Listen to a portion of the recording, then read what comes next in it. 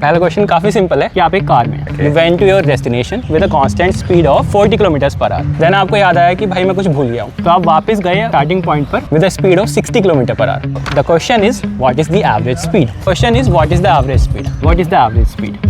What is the average speed?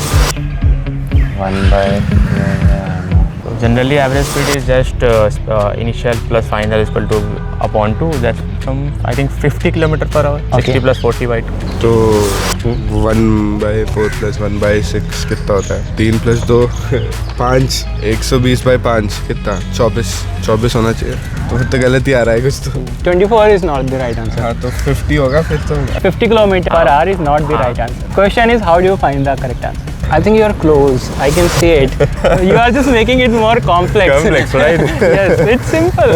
आपको pan copy चाहिए तो मैं दे सकता हूँ। हाँ बिल्कुल। 48 kmph। 48. हाँ एवरेज स्पीड जाके आने में टोटल ना। Yes. हाँ 48 kmph। Why do you think 48 not 50? मतलब डिवाइड हो रहा है ना तो 48 है। Okay. Which is the correct answer? The reason कि आंसर 50 किलोमीटर पर आवर नहीं है वो इसीलिए क्योंकि average speed is not initial speed plus final speed divided by 2 50 नहीं, ये तो पता था। हाँ. But actually total distance travelled divided by total time taken. तो अगर हम स्टार्टिंग पॉइंट से डेस्टिनेशन तक का डिस्टेंस 120 किलोमीटर मान लें तो total distance travelled would be 120 plus 120 equals to 240 kilometres. And जाते हुए at 40 kilometre per hour time लगेगा 3 आवर्स एंड वापस आते हुए at 60 kilometre per hour time लगेगा 2 आवर्स, व्हिच मींस कि average speed will be 240 divided by 5 equals to 48 kilometres per hour. You can take 600 kilometers. Yeah. When the distance is the same, the average speed is irrelevant of the distance. It only depends on time. Yeah. Try another question. हाँ definitely. But आप 100 rupees जीत चुके हैं। ठीक है। ठीक है, same ही story को continue करते हैं कि आप वापस आ रहे हो अब। एंड आपको अपने साइड में एक कार बी दिखाई देती है जिसकी फ्यूल एफिशिएंसी है 20 किलोमीटर पर लीटर एंड आपको पता है कि आपकी कार की एफिशिएंसी है 10 किलोमीटर पर लीटर। एंड अब आप सोचते हैं कि अगर मैं दोनों कार्स की एफिशिएंसी 10 किलोमीटर पर लीटर बढ़ा दूं तो किस केस में पेट्रोल ज्यादा बचेगा। आप यहाँ पर वीडियो को पॉज कर अपना आंसर कॉमेंट कर सकते हैं। 30 किलोमीटर पर लीटर वाली, मतलब जो दूसरी गाड़ी है जो मेरी गाड़ी नहीं है।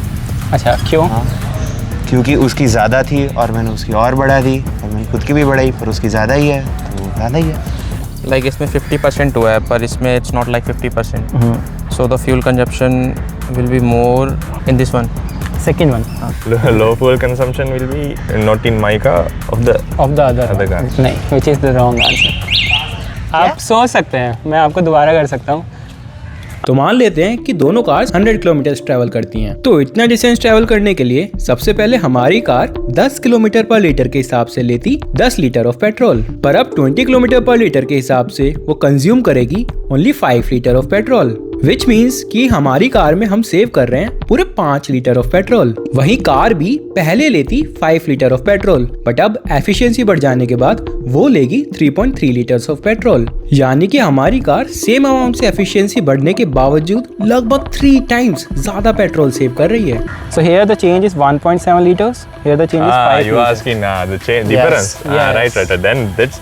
Then that's correct. Yeah. Right. Yeah. That's right. That's delta fuel consumption या Yes, बस delta लो? fuel हाँ consumption. तो अच्छा, आप मुझे लगा जनरल फ्यूल कंजम्पशन नहीं, अच्छा नहीं। डेल्टा। तो मतलब मेरी गाड़ी में ज़्यादा बच रहा है, मेरे को 6 लग रहा था, अब मेरे को 3 लग रहा है। Right. दूसरी गाड़ी को 3 लग रहा था, अब 2 लग रहा है। राइट, तो पहले हो गया। वाली जो गाड़ी है मेरी गाड़ी बेटर है।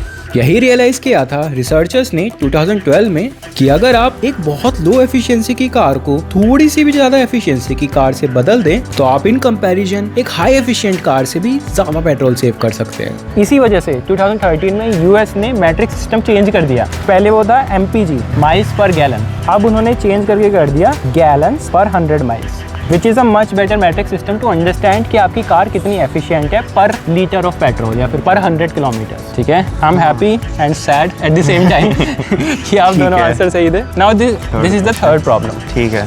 तो last question is also taken from a real world example.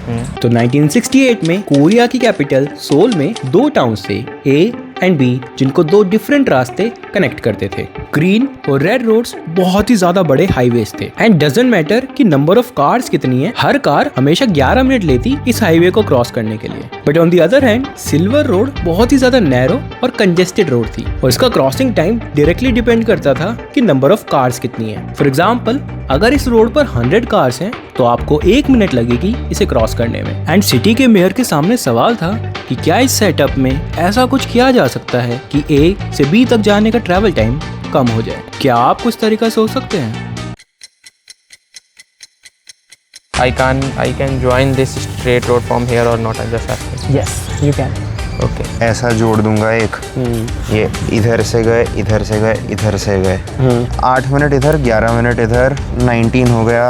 हाँ, तो फिर यही तो बेस्ट सोल्यूशन है। तो मैक्सिमम लोग इन दो पॉइंट्स को कनेक्ट करके एक छोटा सा हाईवे बना देते हैं। तो आइडियली अगर 800 में से 100 कार्स भी इस न्यू रूट को लें तो A से B तक का ट्रेवल टाइम सिर्फ 3 मिनट हो जाएगा। 2 मिनट से हो रहा है, ठीक पर है। जैसा मैंने कहा कि ह्यूमन साइकोलॉजी अगर हम इन्वॉल्व करें तो एक्चुअली ये जो प्रॉब्लम है एग्जैक्ट जो आपको सेम प्रॉब्लम है, हाँ। ये थी सोल में। हाँ। 1968 पॉइंट CD मान लेते हैं। हाँ। तो उसके बीच में बहुत बड़ा हाईवे बना दिया। हाँ। But after few years what they realise was कि ये वाला जो हाईवे था it was the most congested highway, या फिर जो पूरा रूट था it was the most congested road in the entire country.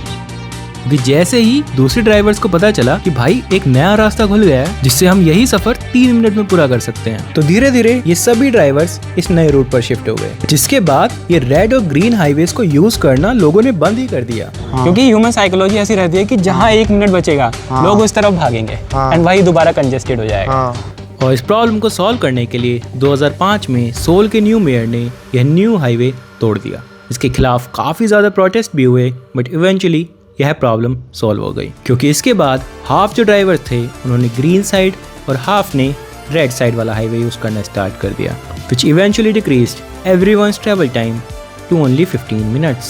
क्योंकि अगर वो दूसरे जगह जाना चाहेगा उसमें भी सेम ही टाइम लग रहा है, अगर वो अपने रास्ते से जा रहा है उसमें भी सेम टाइम लग रहा है, तो why should he move? This is like ये human behaviour, it's not like architecture की जो प्रॉब्लम है, this is human behaviour. Because if you give 2 options to humans they will always try to find the shortest one. ये जो paradox है इसको नाम दिया जाता है बेस पैराडॉक्स। तो इसीलिए in some cases if you remove the road traffic कम हो जाएगा। तो ये वाली चीज़ है।